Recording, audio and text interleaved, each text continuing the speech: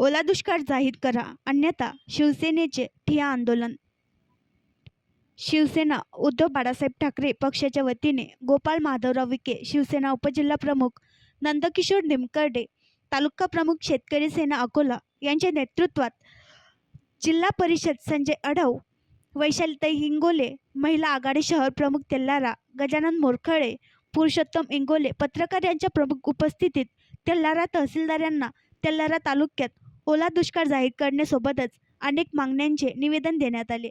सदर निवेदनात तेल्लारा तालुका मागील 25 ते 30 दिवसांपासून सततच्या पावसामुळे व अतिवृष्टीमुळे शेतकऱ्यांच्या सोयाबीन, कापूस, तूर, मूग, उडीद व फळबागांचे अतोनात नुकसान झालेले असून शेतकऱ्यांचे कधी न भरून निघणारे नुकसान झालेले आहे.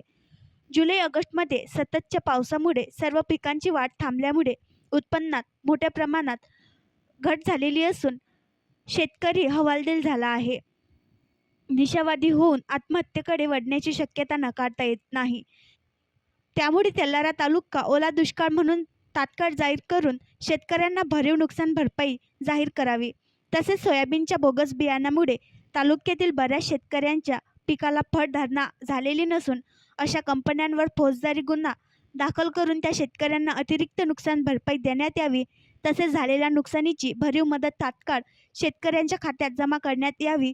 ज्या कंपनीच्या सोयाबीनला फळधारणा झालेली नाही अशा शेतकऱ्यांना कंपनीकडून अतिरिक्त नुकसान भरपाई देण्यात यावी व सदर कंपनीवर कायदेशीर कारवाई करण्यात यावी.